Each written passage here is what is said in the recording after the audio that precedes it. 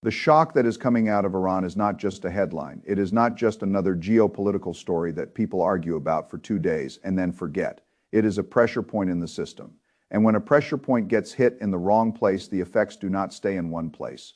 They move through oil, they move through inflation, they move through interest rates, they move through jobs, they move through corporate earnings, they move through portfolios. That is why I am paying attention.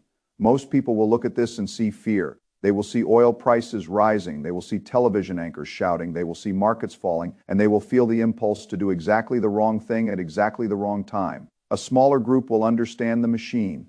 They will understand that chaos does not destroy wealth by itself. Chaos transfers wealth from people who do not understand cycles to people who do. It transfers wealth from people who react emotionally to people who prepare logically. It transfers wealth from people who chase noise to people who study cause and effect. That is the difference. When oil prices go up, the effect is not isolated to oil companies. Oil is an input into almost everything.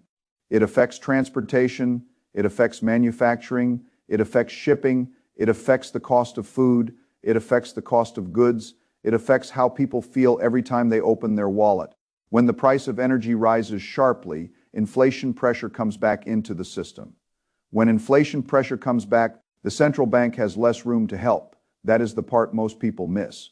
If the economy is weak and inflation is low, the Federal Reserve can cut rates, it can ease conditions, it can try to support demand.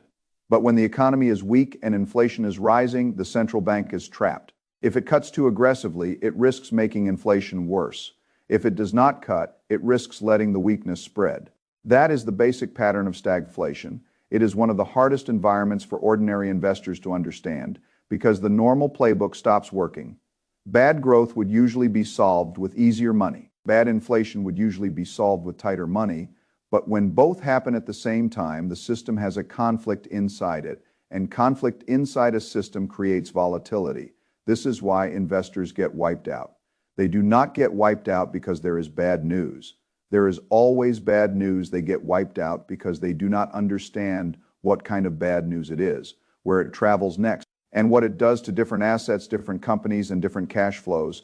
The Iran shock matters because it can push oil higher. Higher oil can push inflation higher. Higher inflation can keep rates higher than people expect. Higher rates can pressure consumers, businesses, and valuations. And when that pressure spreads, the weak parts of the system start breaking. That is the chain. You do not have to be afraid of the chain, but you do have to understand it. The market has gone through this many times before. It has gone through wars, recessions, crashes, pandemics, inflation shocks, banking stress, technology bubbles, debt problems, and political shocks. The names change, the headlines change, the emotional intensity changes, but the pattern is very old. The market moves in cycles. There are expansions, there are bubbles, there are contractions, there are crashes, there are recoveries. Then people forget the lessons and do it again. That is human nature. Every cycle feels new to the person living through it. But when you study enough history, you begin to see that the causes may change while the behavior stays remarkably similar. People become greedy near the top. They become fearful near the bottom. They confuse price movement with truth. They confuse volatility with risk. They confuse news with understanding. I have learned that a crash is not automatically a disaster for a prepared investor. A crash is a test. It tests your liquidity. It tests your temperament. It tests the quality of the companies you own. It tests whether you bought an asset because you understood its economic engine or because somebody else said it was going up. The investors who suffer most during a shock are usually the ones who built their portfolios for a world where nothing goes wrong. The investors who do best are the ones who understand that something always goes wrong. That is not pessimism, that is realism. The world is a machine with many moving parts. Oil, inflation, rates, employment, margins, debt, liquidity, supply chains, capital spending, and investor psychology are all connected. If you pull hard enough on one part of the machine, another part moves. So when I look at a potential oil shock, I do not simply ask, should I buy oil? That is too narrow. Oil can go up, oil can go down, oil is cyclical, it can make dramatic moves over 3 months, 6 months, or a year. But I am not interested in building a long-term portfolio around a commodity that moves with a cycle I cannot control. I am not trying to trade every spike. I am trying to own the types of businesses that can come out of the volatility stronger. That is the key distinction. A trader asks, what will move next week? An investor asks, what will become more important over the next decade? Those are completely different questions. They produce completely different portfolios. They also produce completely different emotional experiences. If you chase oil after oil has already spiked, you may be right for a while, but then you have to be right again about when to sell. Then you have to be right again about where to put the money. That is not a system I like. I prefer systems where time is my ally. The better question is this: if the world becomes more unstable, if energy becomes more important, if AI keeps demanding more power, if companies need more automation, if geopolitical risk keeps disrupting supply chains, which businesses become more essential, that is where the opportunity is. Not in panic, not in hiding, not in going all cash. Cash can feel safe during a crash. It gives you emotional comfort. But over a long period of time, inflation attacks cash quietly. It does not create a dramatic headline every morning. It just reduces what your money can buy. Over the last quarter century, the dollar lost a very large portion of its purchasing power. Many people felt safe because the number in the bank did not fall. But the purchasing power behind that number was being eaten year after year. That is a silent loss. A market crash is visible. Inflation is often invisible until it is too late. This is why I do not think the answer is to run entirely into cash. Cash has a purpose. It gives you optionality. It helps you buy when others are forced to sell. But cash is not a long-term wealth building machine, nor do I think the answer is to blindly buy defense contractors just because there is geopolitical stress. Defense companies may benefit during certain periods. Defensive stocks may hold up during certain periods.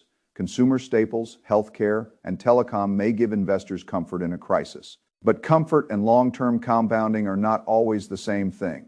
The goal is not merely to survive the headline. The goal is to own the businesses that can compound after the headline is gone. That is how generational wealth is made. Great companies get pressured in a broad sell-off. The whole market throws them into the same basket as weak companies. The price falls because liquidity disappears and fear rises. But if the business itself remains strong, if the cash flows remain durable, if the market opportunity remains large, the recovery can create extraordinary returns. Amazon is a useful example because it survived more than one major crisis. During the dot-com crash, many internet companies disappeared. Amazon was punished badly, but it survived. During the financial crisis, it was punished again, but it survived. The key word is survival.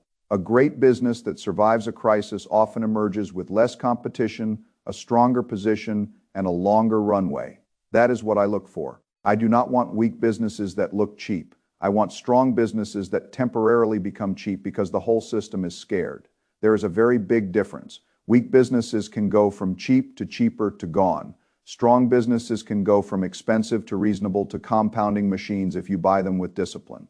So when I think about an Iran shock, I am not thinking like someone trying to guess tomorrow's candle. I am thinking in sleeves.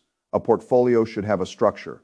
It should not be a pile of exciting tickers. It should answer the question, what major forces are shaping the next decade, and which companies are positioned in the most essential parts of those forces. The first force is energy.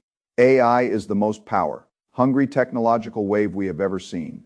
Data centers need enormous amounts of electricity. Cooling systems need power, chips need power, the grid needs capacity. The entire infrastructure layer behind AI is not virtual. It is physical. It requires energy, equipment, cooling, backup systems, and reliability. That is why energy must be part of the conversation, but I do not want energy exposure that depends only on oil going up. I want energy exposure that compounds with technology. I want businesses connected to the power needs of the AI cycle, not merely the commodity cycle. That is where companies like CG and Bloom Energy become interesting in this framework. CG is tied to nuclear, VRT is tied to cooling and infrastructure, Bloom Energy is tied to on-site power production that is not fully dependent on the traditional grid. These are not the same as simply buying oil. They are related to the deeper question. How does the world power the AI supercycle when the existing grid is under pressure and geopolitical instability makes energy security more important? That question matters. If AI demand continues to rise, the need for reliable power will rise with it. If the grid struggles, the companies that help provide reliability, cooling, and on-site energy can become more important.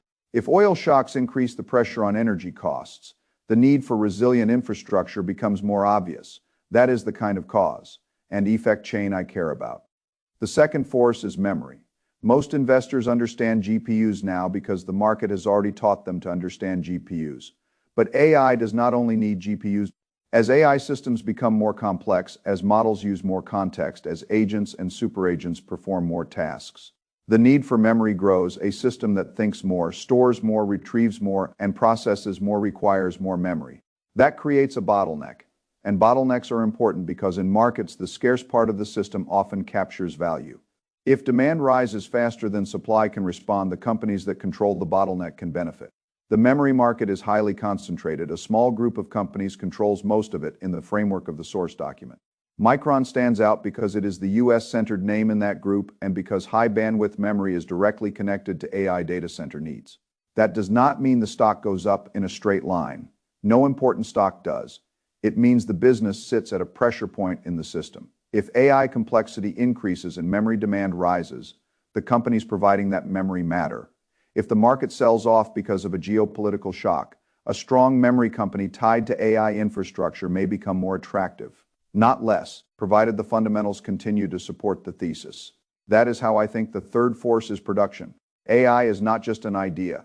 It has to be built, chips have to be designed, chips have to be manufactured, the machines that make the chips have to exist, the foundries have to operate, the connectivity has to work, the software layer that supports the design process has to function.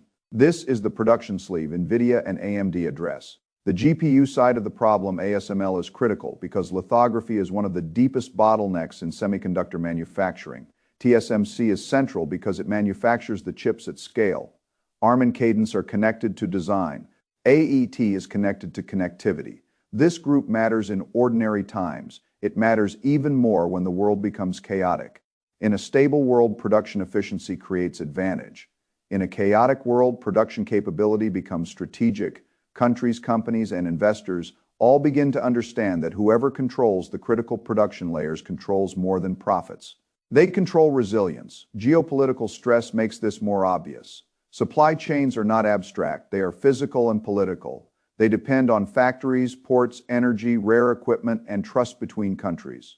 When trust goes down and volatility rises, mission-critical production becomes more valuable. That does not mean you buy every semiconductor stock at any price. It means you understand the map.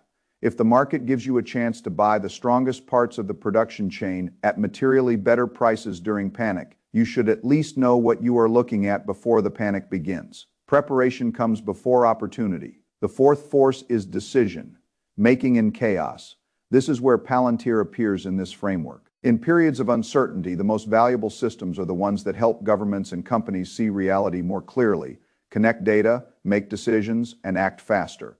When the world is predictable, decision systems are useful. When the world is chaotic, decision systems can become mission critical. That is the logic. Palantir is framed as a company that helps organizations make decisions in complexity. CrowdStrike is framed similarly for cybersecurity. Datadog and MongoDB sit in the data, visibility, monitoring, and database layers. Oracle, Microsoft, Google, and Amazon sit in the broader database and cloud infrastructure layers. All of these businesses connect to the same broad idea. The more complex the world becomes, the more valuable the systems become that help people manage complexity.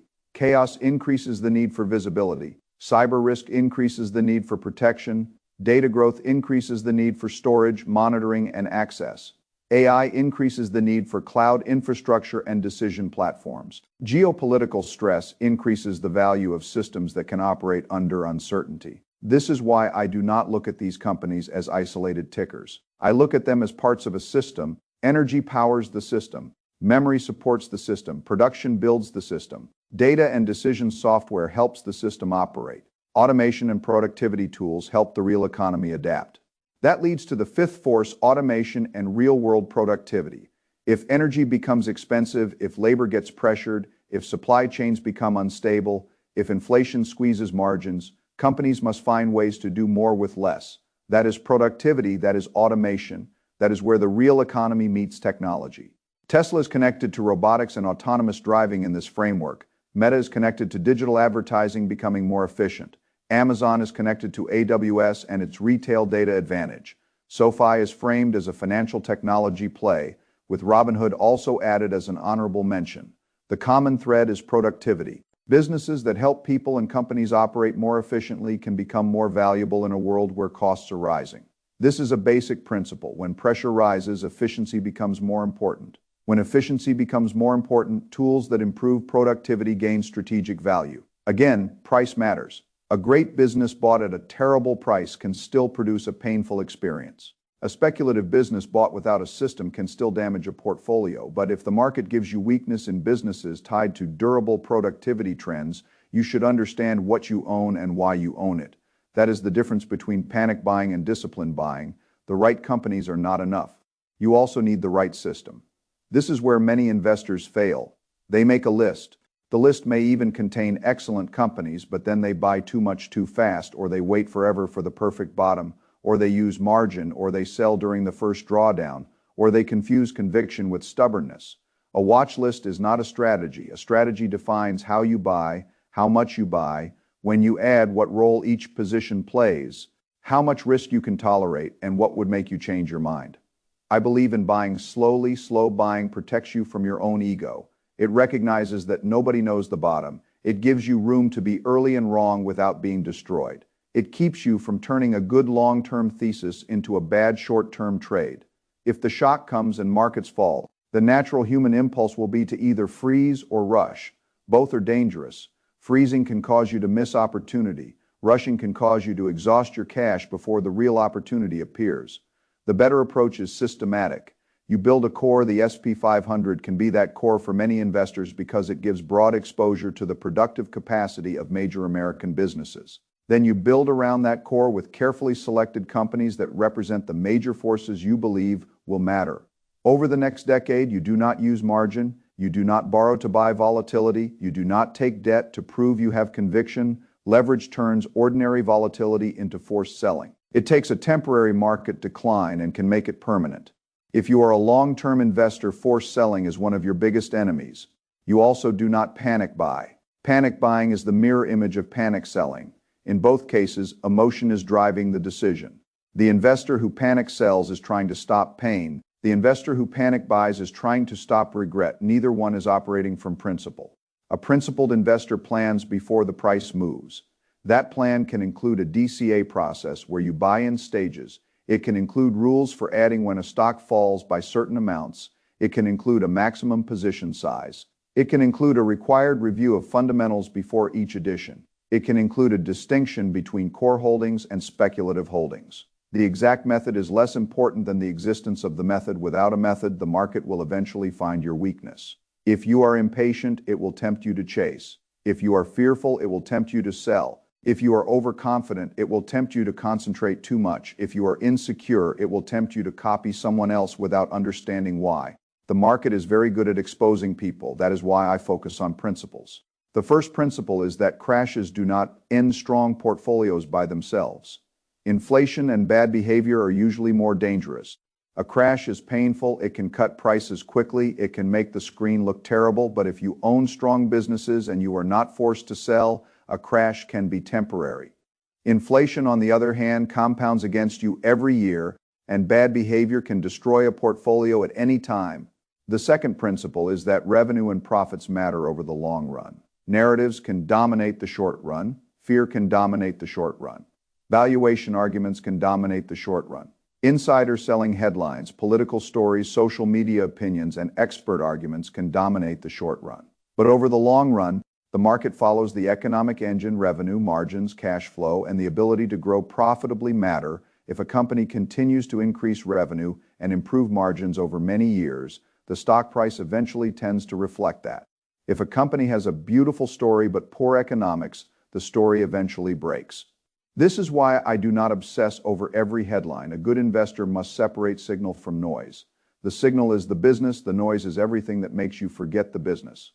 When Palantir was controversial, people had many reasons to dismiss it. They argued about valuation, they argued about government exposure, they argued about competition, they argued about whether the AI story was real. But the important question was simpler: were the revenues and margins developing in the right direction? That is the type of question that matters. Not because any single company is guaranteed to win. Nothing is guaranteed, but because fundamentals create the foundation for long-term returns. The third principle is that the best companies often look obvious only in hindsight. When the market is calm and prices are high, everyone wants the same quality companies. When the market is falling and uncertainty is high, many people suddenly do not want them anymore. That is when the opportunity can appear. But you cannot build your list in the middle of panic. You have to build it before. You have to know which companies are strong, which are merely popular, which are mission critical, which are financially fragile, which are dependent on easy money, which can survive a downturn, and which might never recover. Survival is the dividing line. A company that survives a crash with its competitive position intact can come out stronger. A company that cannot survive does not matter how cheap it looks. The fourth principle is that the world does not stop. Wars happen, pandemics happen, oil shocks happen, recessions happen, debt crises happen, political shocks happen, market crashes happen. People feel like the world is ending because the present moment is emotionally intense, but the world keeps producing, companies keep trying to increase revenues and profits, entrepreneurs keep building, engineers keep improving systems, consumers keep needing products, governments keep needing infrastructure, technology keeps advancing, the stock market over long periods reflects that productive engine. Not smoothly, not comfortably, not without drawdowns, but over long periods, the companies that produce more value tend to become more valuable. That is why the long-term chart matters. The red periods are real, bear markets are real, they hurt, but historically, bull markets have been longer and larger than bear markets. The challenge is not knowing that fact intellectually. The challenge is behaving as if you know it when the screen is red and everyone is scared. That is where most people fail. They know the principle when it is easy. They abandon it when it is useful. So if the Iran shock hits and oil rises and inflation fear returns and the market sells off, the first thing to do is not to panic. The first thing is to identify what part of the machine is being affected. Is the shock raising energy costs? Is it increasing inflation expectations? Is it reducing the Fed's ability to cut? Is it pressuring consumers? Is it creating broad market weakness that drags down strong companies with weak companies? Is it creating a chance to buy companies tied to the next decade at prices created by fear rather than fundamentals? Those are the questions. Then you look at your sleeves. Energy infrastructure tied to AI and grid resilience, memory tied to AI complexity, production tied to chips, lithography, foundries, design, and connectivity. Decision systems, cloud, databases, cybersecurity, and monitoring tied to operating in chaos. Automation and productivity tied to doing more with less. Then you ask which companies in those sleeves remain fundamentally strong, not which fell the most, not which is most popular online, not which has the loudest community, which companies are best in class, mission critical, financially durable, and positioned in areas where demand may grow for years. That is the list you want ready. The framework names many of them: CG, VRT, Bloom Energy, Micron, NVIDIA, AMD, ASML, TSMC, Arkansas M, Cadence, AT, Palantir, CrowdStrike, Datadog, MongoDB, Oracle, Microsoft, Google, Amazon, Tesla, Meta, SoFi, and Robinhood. This is not a command to buy them blindly. It is a map. Maps are not destinations. They help you know where you are. They help you see relationships. They help you avoid wandering emotionally through a dangerous environment. When volatility rises, the investor with a map has an advantage over the investor with a reaction, but even the map must be used with risk control. Every company has risk. Every thesis can be wrong. Every great business can be overpriced. Every market can stay irrational longer than you expect. Every investor can overestimate their own emotional strength. That is why position sizing matters. You should never own so much of one company that a normal drawdown changes your life. You should never add so aggressively that you run out of cash before the cycle finishes. You should never let excitement replace analysis. The purpose of a portfolio is not to express all your opinions. It is to survive and compound. Survival first, compounding second. That is the order. If you reverse the order, you may chase returns so aggressively that you do not survive the period required to earn them. That is what crises teach. They teach humility, they teach patience, they teach that liquidity matters, they teach that quality matters, they teach that temperament matters more than intelligence. They teach that the people who sound the most certain are often the most dangerous. They teach that the future is never one path. It is a range of probabilities. When I think about the Iran shock, I do not think this is definitely the exact event that creates the next great buying opportunity. I think this is one possible trigger in a system already full of pressure. Oil is important, inflation is important. The Fed's position is important. AI infrastructure is important. Energy demand is important. Semiconductor production is important. Cybersecurity is important. Automation is important. The specific headline may change. The system pressures remain. That is why I do not want to prepare for one news event. I want to prepare for the type of world that news event reveals. A world with higher energy needs.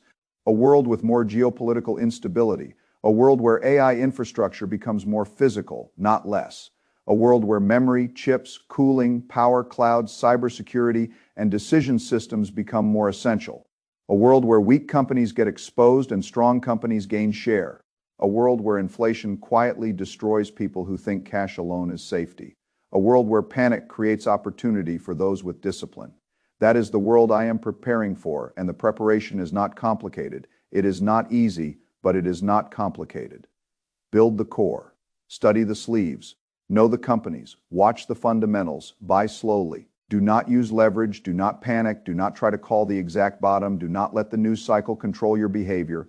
And always remember that the market is not a voting machine over a day or a week. It is a weighing machine over time. It eventually weighs revenues, margins, profits, cash flows, and durability. The best investors are not the ones who know every headline first. They are the ones who know what matters after the headline fades. That is the difference between reacting to a crisis and using a crisis. When everyone is afraid, you do not want to be reckless. Recklessness is not courage, but you also do not want to be paralyzed. Paralysis is not prudence. You want to be calm, clear, and prepared. You want to know what you would buy if the market gave it to you at a better price. You want to know how much you would buy. You want to know how you would add if it fell further. You want to know what would make you stop buying. You want to know whether the business is still improving or whether the thesis has broken.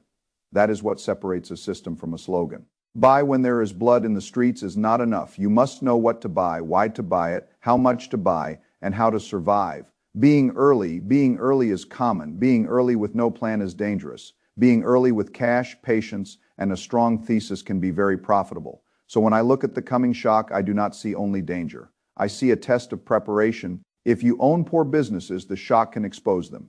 If you use leverage, the shock can force you out. If you sit in cash forever, inflation can slowly make you poorer. If you chase oil without a plan, the cycle can trap you. If you buy weak companies simply because they are down, you can lose more than you expect. But if you own a resilient core, maintain liquidity, study the companies that sit at the center of the next decade, and add slowly when fear gives you a better price. Then the same shock that hurts unprepared investors can become a long-term opportunity. That is the paradox of investing. The same event can destroy one person and enrich another. The difference is not the event. The difference is preparation, behavior, and the quality of the assets owned. The Iran shock may come, oil may rise, inflation may reappear, the Fed may be boxed in, the market may sell off, people may panic, the headlines may become frightening. But I have seen enough cycles to know that the world will not end simply because the market falls. The stronger companies will adapt. The essential companies will keep serving essential needs. The businesses with real demand, real margins, and real strategic importance will keep moving through the system. Your job is to know which ones they are before everyone else calms down, because when everyone is calm again, the prices are usually different. That is why the time to prepare is before the shock fully hits. Not after the market has already recovered, not after the news becomes obvious, not after the crowd decides it is safe. The crowd usually feels safe when the opportunity is smaller. The disciplined investor learns to feel clear when the crowd feels uncertain. That clarity comes from a framework, energy, memory production, decision systems, automation, core exposure, slow buying, no leverage, watch fundamentals, respect risk, survive first, compound second. That is the framework. And if you can follow it, then the coming volatility does not have to be something that simply happens to you. It can be something you are ready for.